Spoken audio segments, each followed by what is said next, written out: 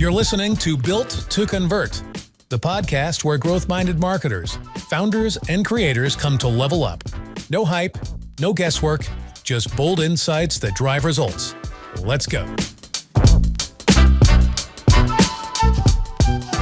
Hey everyone, welcome to Built to Convert, the show where we explore how strategy, analytics, and creativity come together to drive meaningful growth. I'm your host, Tyler Lane, founder of Session Interactive, and each episode we sit down with marketers, founders, and operators who are building real momentum inside today's most interesting companies. Today's episode is brought to you by Session Interactive, the growth partner for brands that are serious about SEO, paid search, and analytics. If your internal teams need extra horsepower or your strategy could use sharper insights, we can help you drive more revenue with less guesswork. Learn more at sessioninteractive.com. All right, excited today. Everyone says that, right? They're always excited, but I'm excited. Come on. Jesse McCabe, the director of... Let's go. Come on, Jesse. The director of marketing at Bigeye, enterprise data observation platform, helping companies ensure data reliability across pipelines and teams. Jesse's impressive. I've really enjoyed meeting and getting to know him over the last year or so. He's held many senior product marketing roles at some of the top companies in data and SaaS, including Fivetran and other really compelling companies like Techstars. And he's led go-to-market launches, scaled teams, and now heads up a fast evolving marketing function inside one of the more technical spaces around. We're lucky to have Jesse actually as a client, and we're managing SEO and a couple of other things for him and his team. I'm really excited to have you on. Jesse, great to see you. Yeah, thank you for having me. Great to be here. Looking forward to the conversation here. Absolutely. Yeah, it was fun getting lunch the other day. It's funny how, initially I was like, I don't really care if our clients are local or not, but I'll tell you, it's a lot more fun sometimes when they are local. So we can develop that rapport, and you're over in Boulder. It's a stone's throw away. Jesse, tell me a little bit about your background. I loved, getting to know you and then getting to know, companies like Fivetran and Techstars and a few others that you've been a part of are clearly very notable. Talk to me about kind of a brief overview of your career and what you've been up to the last couple of years, of course, at Bigeye. Yeah, for sure. Yes, and it was great to always catch up in person as well. Living in a remote centric, remote first environment, right? Feels like we kind of miss some of those initial touch points. So true. But yeah, so I am the head of marketing at Bigeye. I've been at Bigeye for about a little over a year now. We are a 45-person B2B SaaS startup in the data observability space, as you mentioned. So looking at data quality, data governance, data observability, focused on enterprises. Currently lead a team of 3 individuals there, 3 talented marketers. We're growing, we're scaling this team. Looking to continue to, build out the go-to-market, build out our marketing strategies, and, kind of leverage some of the pieces that I've been pulling together, I guess, over the course of my career. So prior to joining Bigeye, led marketing departments, marketing teams for a variety of B2B SaaS organizations, as you kind of mentioned before, a couple services organizations as well. So organizations like Techstars, and also a data management consulting company as well. I think my focus and my passion has definitely been around working at startups and really, wearing multiple hats and, understanding the challenges, I think, within a particular market opportunity, and then thinking about from a marketing perspective, what can we do? How do we help to scale? How do we better identify what are some of those challenges within the market? What are the current solutions? How are organizations trying to solve some of those challenges? And then how do we, best market position, develop go-to-market strategies to help, solve those challenges, whatever they might be for that organization. So it's been a fun ride. Yeah, I've been 25, 30 or so years, I think, and 20 in startup technology. So it's been a good ride. Which is probably like 50 years in normal, right? The complete immersion. Yes. Those startups is, and I think, probably wearing a lot of hats too, right? Oh. Let's be clear. Impressive background, and obviously, our conversations, it was immediate credibility and acumen that you provided us, which was awesome. what initially attracted you to Bigeye, and what talked about some of those problems that you're solving today. Obviously, we're intimately familiar, but I'm curious if you want to expand upon more. Yeah, for sure. I mean, I think I had the pleasure, the opportunity to meet our current CEO when I was at the data consulting company previously, and so happened upon one another. Her previous company was a sponsor or a partner with us at kind of actually an after hours Snowflake Summit Nice. networking event. So where the data world gets together, I guess, at some of those conferences. But yeah, and then we just kept in touch, and I learned of the opportunity for this role, for the head of marketing role at Bigeye, and based on my prior conversations, also based on then conversations with the rest of the leadership team, definitely saw a solid leadership team, a solid vision, an opportunity as well, right? Given the data observability space within kind of data management and data quality, and the need for enterprise organizations, to really better understand their data pipelines, better understand, some of the root causes for any sort of outages that were taking place. And so, I think there was a product market fit component. There's also, just a leadership component, right? And a good fit and a good opportunity, for me overall. So that definitely led me to join the organization, and yeah, never look back. It's been a great ride so far, and looking forward to, a number of additional years and growth and trajectory moving forward. Yeah, it's so important, right? Just to maintain your network, and you're going to those meetups, you're establishing great rapport and connections, and yeah, let's stay in touch, right? You never know. Absolutely. It's you never know.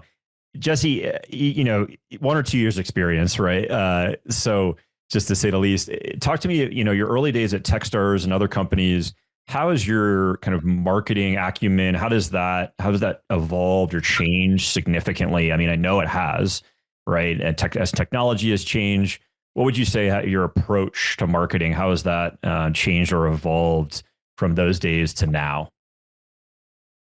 Yeah, it's interesting. I mean, I would say some things probably have not changed. And then given the rapid pace of, technology and AI and data right now, those are probably the things that have changed a little bit. So, when I think about marketing, the fundamentals, however, are still the same. And I think this is often where, some organizations still get it wrong, which is interesting, right? I mean, it's marketing 101. It's, okay, we have an organization. Our organization and our mission is to solve customer problems, whatever those problems might be, right? So identifying, pain points and challenges, and how are customers currently solving those problems, and what are the gaps to, how they're currently solving a problem versus, the technology and the hypotheses that you might have as a product and a B2B SaaS organization. So, I think those things haven't changed, and it's the organizations that understand those things are the ones that ultimately probably succeed, at the end of the day, and have a better chance, I guess, of succeeding, right? Because they understand those challenges. They understand, ways to solve customer problems. And so that piece hasn't changed. But, moving forward, right, I think over time and over the trajectory of my career, yeah, you definitely start to see, data management, how are we measuring the success for marketing, our approach, what are the metrics that we can leverage in order to help track that? What's the ROI for various channels? All those things that definitely become way more important. I think you're starting to see marketing even have a stronger seat, at the table from a leadership and from a company, strategic planning perspective. I used to think, well, actually, this still happens. Sometimes, marketing was seen as, the organization that, can manage the brand and can put together, PowerPoint presentations and collateral documents. And, my favorite saying is, hey, can you pretty this up for me, please? Oh gosh, stop. Yeah. Yes, exactly. And then my response is, yeah, we can actually do that. But how about if I take some of that and I put some analytics behind it. How about if I send this out via a particular channel and I measure, clicks, and I measure, click-through rates, and I start to, attach some attribution back to, that particular asset or campaign. And then we can actually attach, pipeline to that. What if I did that for you as well? And then, obviously the response kind of quickly changes, but okay, yeah, no, that sounds great. But anyway, one of my favorite anecdotes when I think about marketing. I love that. Yeah. It's and then then that audience gets so fixated on the metrics, right? And you're like, oh gosh, I got to adhere to these moving forward. Right. Yeah. And I think back to your original point, and that's one of the things that's actually kind of shifted, right? Is that we are looking at those analytics. And then now with the evolution of AI and, how can we start to leverage, technology to make ourselves more effective and efficient, right? With as a marketer. Yeah, so true. I mean, yeah, and the metrics, even as of a year ago, have changed significantly in terms of what's valuable. We're seeing a lot of brands have, particularly in the SEO space and other channels, but more so in the SEO space, is high impressions but low click through rate as the AI overviews within Google and other LLMs take over a bit. So metrics need to evolve 100% and be able to tell a story, but fixate on really what's important and less on some of the vanity metrics. Have you seen that in the past around maybe executives or others really fixate on metrics that don't mean much in terms of traffic or bounce rate or things like that are just really fixated on we want to just see it go up, but right. Actuality, right? Don't we want our revenue to increase? Isn't that the important component? Isn't our leads and our revenue? Right. Talk about that. Yeah, for sure. I mean, I think that, a couple channels, right? So you're clearly in one of those. As we think about SEO, as we think about website traffic, vanity metric. Yeah, we want our website traffic to go up and to the right. Okay, well, sure. We can get a bunch of bots and point it at your site, and we can drive website traffic, no problem. Sure. However, right, what's that conversion rate? What are we seeing from the activities? What are we trying to drive through some of that traffic, right? So definitely drilling into the website traffic piece. Now, I think it's important to track, but it's not the most important metric. I think you also see that from a social perspective, right? So LinkedIn, clearly one of the bigger B2B channels. Followers is always a big one, but again, you can have a lot of followers, but are they engaging with your content? Are they contributing? Are they the right followers for your particular audience? And so I think that's another kind of vanity metric, right? Whereas again, there's clearly others that you can better track. Engagement, clicks. How are you comparing relative to your competitors? Around some of that. So yeah, there'll always be the vanity metrics. There will, yeah. And it's funny too. I still succumb to it, right? Like if it's LinkedIn followers or Instagram, or Twitter, now X, and it's like, oh, they've got 100,000. Then yeah, you to your point, you look at actual posts and it's like no engagement. It's like, oh, what's going on there? Some suspect things, some fake followers perhaps. I don't know. Right. Jesse, talk about your ICP a little bit and marketing a technical product, data engineers, technical leaders. You had mentioned just around pain points and things like that, but how are you finding you're able to earn their trust and convert their interest in the product into actual pipeline? Talk to me about that. Yeah, it's a great point, and actually a great question. We are actually in the process right now of evaluating an extension to our product, and so it's a little bit of an extension to a new persona. The ICP will still be the same. However, it's a new persona. There's some different pain points, some different challenges. We need to go through that whole process then of identifying, this individual and how can we best reach that person. So yeah, I think one of the, it's those organizations, again, back to the marketing 101, that actually kind of understand, who their target market is, who their ICP is.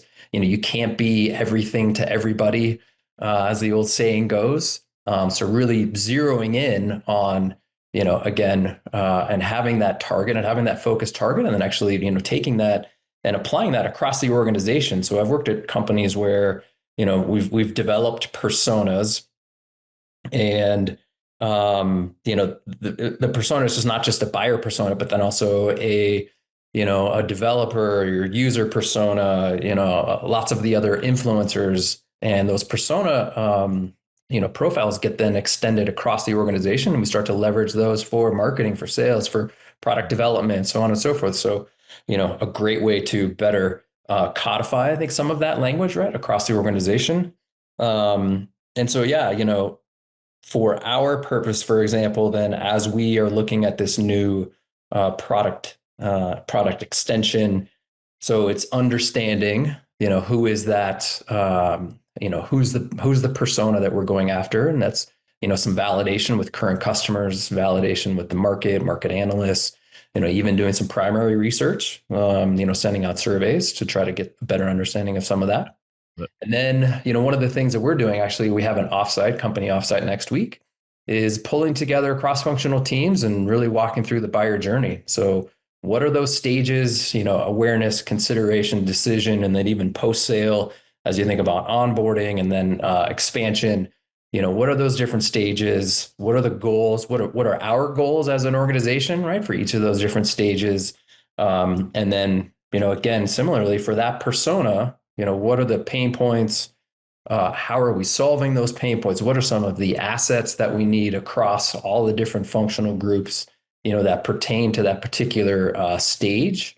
And then getting alignment, and then ultimately, prioritizing some of that. Can't boil the ocean all at once, contrary to some leadership beliefs. But getting some priorities on, okay, how do we best then put together some of these content pieces, sales resources, things of that nature. So I think that's always been, kind of my approach to better understand some of that. I think, two things, a lot of that resonates, of course, but it's funny how, reverting back to, I mean, it's not nothing, it's still incredibly applicable, is just around the customer journey. Right. It's a lot of people talk about it. Not a lot of people execute and understand what it really entails. I think that's a big thing. And then the other piece that you mentioned, just around integrated cross-functional teams, so many brands that we've interacted with over the years and continue to, in certain cases, have inevitable silos that are established. Do you feel that you're able to do that because the team is small and nimble? Or would you, if the team was 1,000, would you still fight to break those walls down to try to establish those relationships? Because you know how essential that is. Yeah. I mean, I think, excuse me, I think it helps to have a smaller organization. It helps to have, various touch points, on-site, type of meetings like we're having, that can facilitate, a lot of that. So, there are those aspects. However, I've worked at 300, 400, 500 person organizations as well. And, I think, regardless of the size, it's definitely still important to have, cross-functional teams operating cross-functionally. And I think marketing is at an interesting place within the organization to really help drive some of that, right? I think the intent of marketing is to kind of be the tip of the spear. Marketing is not going to be effective if it's operating in a silo. We need to work with the product group to understand, what are the products that we're building, what are the value propositions, things of that nature. We need to work with the leadership team on, what's the horizon, for the marketplace, and what are some of the thought leadership related topics that we need to try to put together, right? We need to work with sales, obviously understand the sales process, and so on and so forth. And so I think marketing is really at a good place to lead some of that. So I've led product marketing teams, and I think, product launches are a great way to actually kind of help drive some of that cross-functional aspects. And then, like I said, just, from a content development perspective, from a thought leadership, from a, crafting webinars, things of that nature, involving other teams as part of that. So you kind of start to build that, that fabric across the team. It's crucial. Easier said than done too, right? It's difficult, definitely one of the difficult things. Yeah, exactly. Yeah, breaking those down, especially perhaps with legacy team members or certain things that have, or they're not necessarily stuck in their ways. Maybe they're doing well, but they're they have their focus, and they don't want to necessarily deviate or have more work added to their plate. So how do you finesse that? Yeah. Let's switch gears here a little bit. Inevitable that we're going to get into the dreaded uh, acronym of AI, not dreaded, right? Opportunity. It's been all encompassing, all consuming the last couple of years here. We're really fixated on it. Obviously, we're bullish on the application of it, usage of it, and we're staying aware as it relates to what's happening in the search landscape. Yeah. Talk to me about kind of, obviously we're managing SEO for you guys, and we're aware of that and utilizing AI in certain cases just to improve certain things. How are you guys adapting around AI? Are you utilizing it internally? Are you adding it to the product or considering it on the product roadmap? Talk to us about that. Yeah. AI definitely obviously is a headline topic, right? Within all of the data conferences, probably all the conferences, regardless of structure and industry and whatever else. But so I think definitely looking at, AI technologies and how we can leverage that from a product development perspective, how we can better serve our enterprise customers and some of their AI, related initiatives. So looking at all that for sure. But from a marketing perspective, I think it's interesting, right? You definitely hear in the headlines again, AI is going to take over, a lot of the entry level marketing related positions, right? People are going to leverage AI to write blog posts and email content and all those things. And while I think, my perspective is sure, I think there's some truth to some of that. However, I don't know, maybe I'm a realist, but I always feel like there has to be, a person behind, the AI related aspects. There has to be somebody who is within the organization, who understands your target market, who again, cross-functionally works with sales and works with leadership and engineers and what have you, and has that insight. And you can then better craft and personalize, some of the messages, right, that are coming out, from, maybe a content development process or project that incorporates AI. So, I think there are definitely opportunities to leverage it, leveraging it for email copy and creating outlines and, some of the personalization related efforts, creating some, we've actually created our own internal AI agent to, to collect competitive data, right? And so then we can actually query that and get some do some better competitive analysis. So, I think there's some aspects there, but I really see it as a way that's additive to what we're doing. It can make us more efficient, more effective, and help us be a better marketing team kind of moving forward. So yeah. Yeah, it is. You're right. There's I say these words a lot because they come up around like skepticism and trepidation and intimidation as it relates to it. A lot of like, hey, we're going to replace your whole team, and it's funny, the positioning on that, it's completely inaccurate. I think what you were kind of mentioning too indirectly too is just around how humans ultimately are going to crave authenticity. I think, even you and I just grabbing lunch, right? It's just that level of connection and that rapport doesn't seem to be going away. And I think the point there too is just around make sure there's always a human involved. Develop processes, have the internal GPT, have an agent, right? And so to be more of a strategic partner with you. Don't kid yourself to be overly reliant on it, right? You still need to have that strategy. You still need to have that ability, and you still need to be present in any workflows or certain things that you develop with AI, because we've seen it go a lot of different ways, make up stuff, hallucinate, all sorts of things like that. Right. So being mindful is key. Yeah. What happens when your AI, goes a little rogue and starts doing some hallucinations, and next thing you know, you're marketing to teenagers and a little different story, right? So, Oh yeah. no offense to the teenagers. I have No. two of them, but Yes, anyway, of course, of course. that's an example. Shout out to the teenagers out there. Yeah, you're right. You're right, and that's there's a lot of other subjects we could chat about around that, but it seems maintaining the human and making sure they Yeah. utilize it as a strategic partner, not necessarily look to replace anything. Yeah, maybe I'm naive, but I still feel like there is an empathetic kind of aspect, right? That we as humans, it's that empathetic touch point, right? That maybe can't be replicated from, some of the bots out there. We'll see. Hmm. Yeah, and I think so. Let's talk a little bit around kind of SEO in general. And there's a lot of pundits out there and certain things are SEO is dead. I think we hear that. I've been in this industry long enough. I think I've heard it probably every year that I've been. It's a lot of like clickbait. Here's my perspective. Here's why.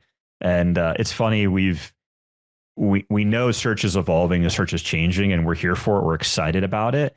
But we're also understanding that the website needs to continue to flourish. And I think back to my point and kind of what you alluded to too is that authenticity, whereas, yeah, brands are going to be researching LLMs and of course on search and then social, but they're going to resonate and want to come back to that experience on a website specifically.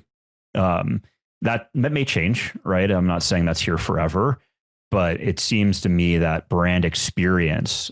Are you getting this sense that people are establishing and becoming more equipped to those conversations with your sales teams based on the research available to them?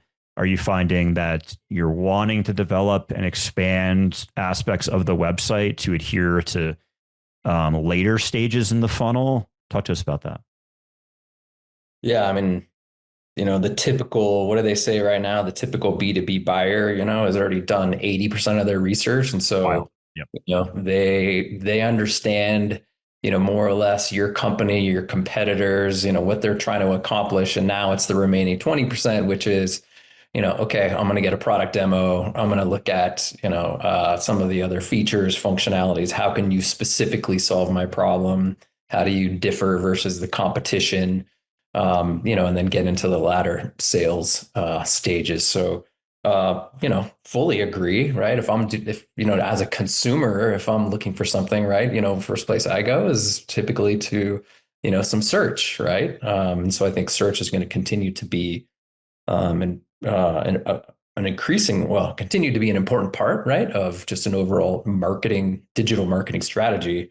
I think some of the mediums, however, are going to change slightly, right? Is it going to be a Google browser? Is it an OpenAI browser?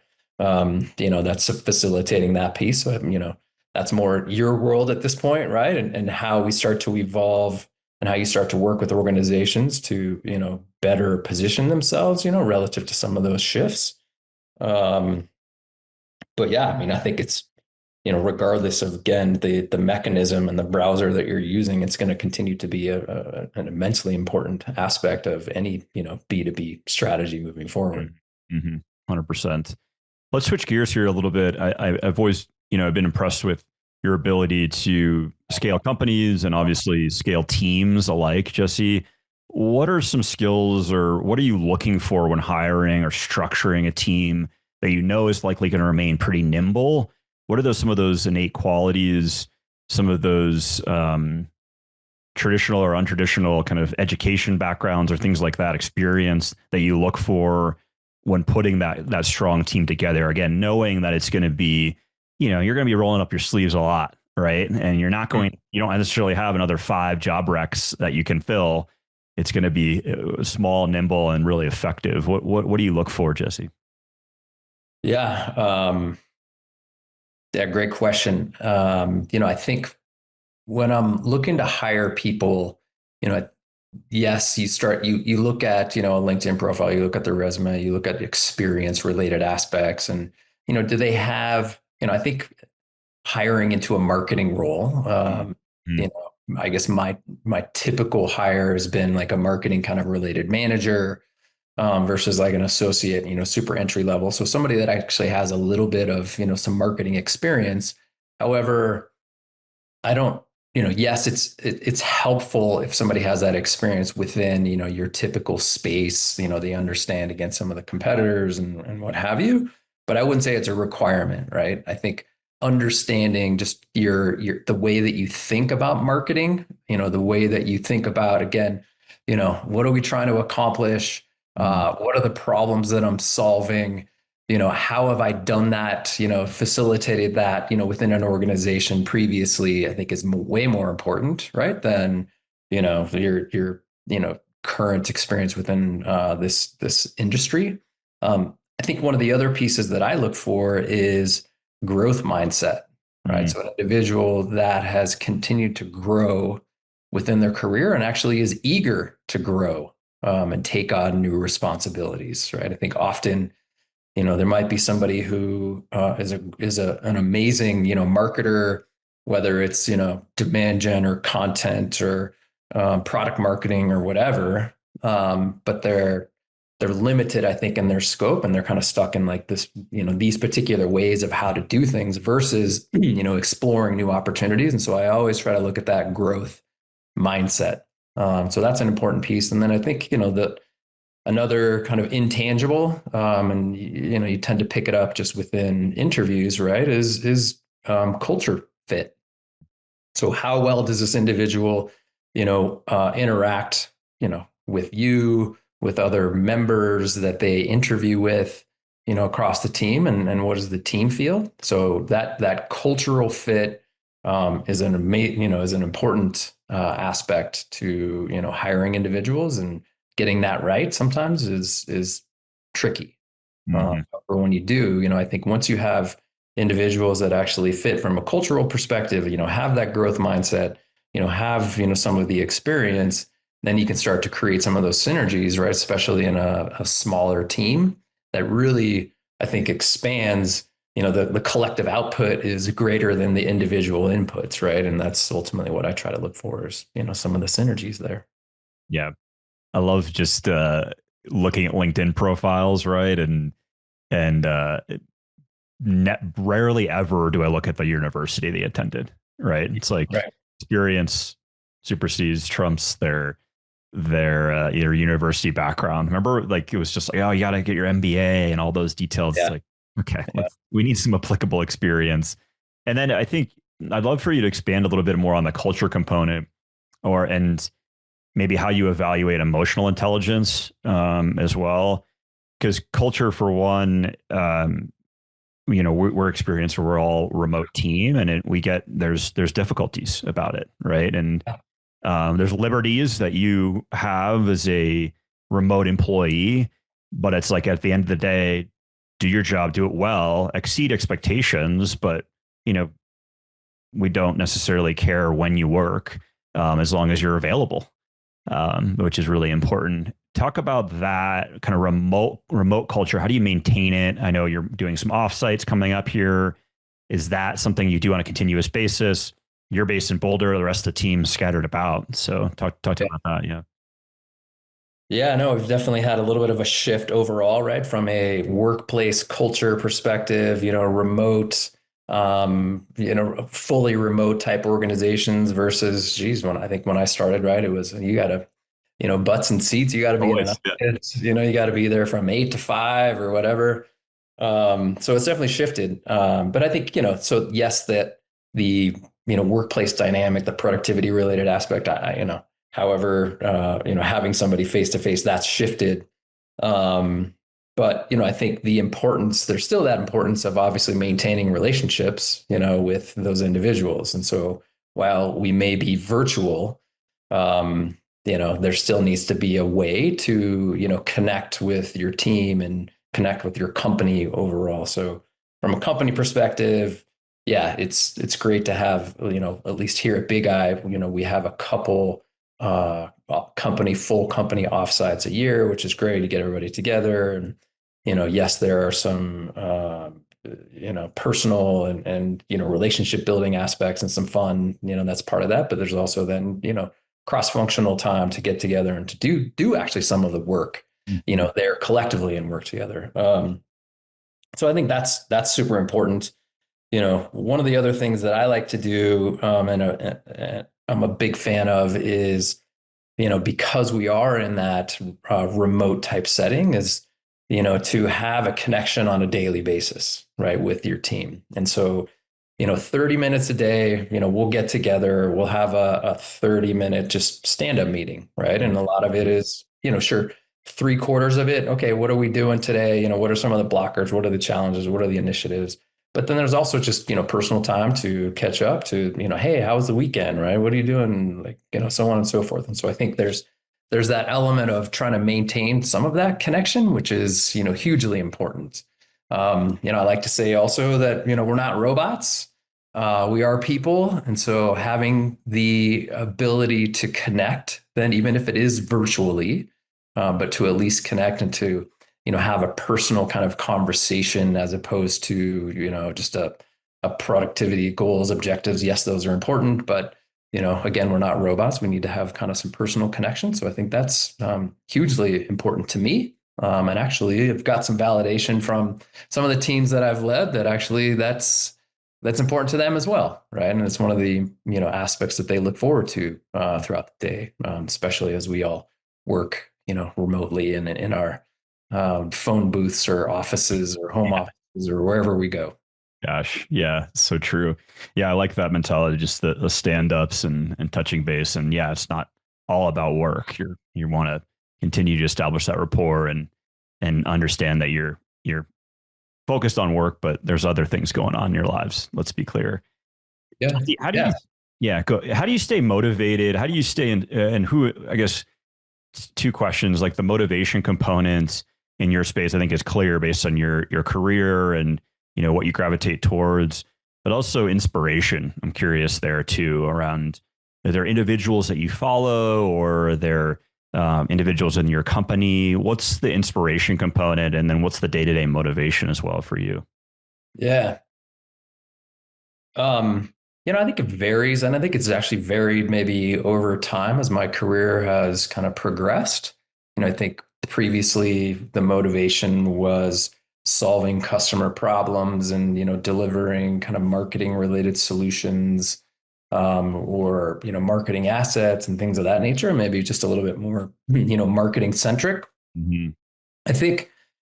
Yeah, and maybe within an industry, one example, right? I worked for an email distribution company, right? I mean, that's definitely not the most, exciting kind of world, but, you maintain, you find some of the motivation that's, maybe part of, being part of a team or, solving customer problems or looking at, innovation to help solve, or to help motivate you as part of that, right?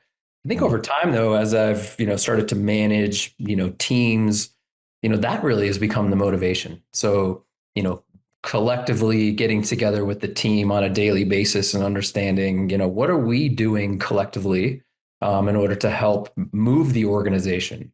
What are our North Star metrics? How are we progressing on a weekly basis to help meet some of those North Star metrics that ultimately translate into success for the organization. So, I think like there's a community, there's a collective aspect, team aspect to that. But then also, working with individuals on my team and actually helping them grow, right? So taking, I think, that mentorship, working with them on, what are some of their goals, objectives from their careers. I mean, let's be honest, what the typical career in technology, is what, 4 or 5 years, something like that. Yeah, less No longer is it 20 years and I got a gold watch and this is amazing and I'm going to retire and whatever. So, so helping them, during their time, and hopefully, helping them learn a couple things as they continue to grow and proceed kind of throughout their career. So that's really become a motivational factor, I think, for me. Yeah, it's huge. I resonate with that big time. I think it just as you talked about that and spoke around the team in particular, we're obsessed with the clients and the deliverables, but at the end of the day, it's like we really need to be more obsessed with our not ourselves, but the individual teams and growing those teams, their personal and professional goals. Because if they're happy and they're engaged and they're progressing, that's going to trickle down. right? And that's going to influence. I always said like session is only as good as the next person engaging with a client and how that goes, right? If it goes poorly, there's a reflection on me, reflection on you, right? If there's something that goes wrong, but it's a learning, it's a teaching moment, and I think that's a really amazing piece.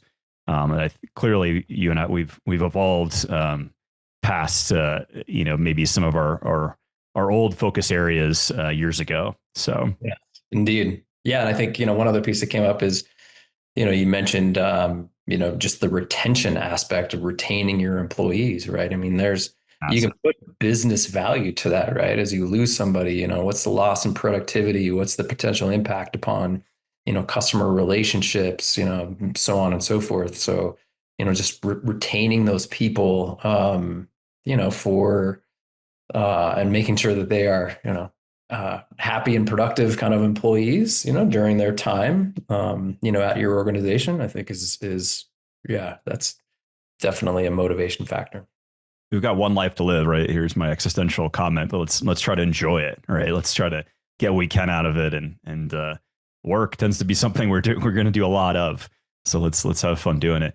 Jesse, always it's a pleasure to see you. Where can people engage with you, connect with you? Are there conferences, anything that are coming up? And then talk about Bigeye as well. Love to hear that. Yeah, for sure. So hit me up on LinkedIn for sure. Jesse McCabe, you'll see my bald head there. You'll probably recognize that piece on the LinkedIn profile. So happy to connect with anybody. But yeah, from a Bigeye perspective, we are actually engaging right now in a multi-city roadshow tour. Yep. It's called the No Bad Data Tour. So if you did a search of, Bigeye No Bad Data, it'll probably come up, a landing page there.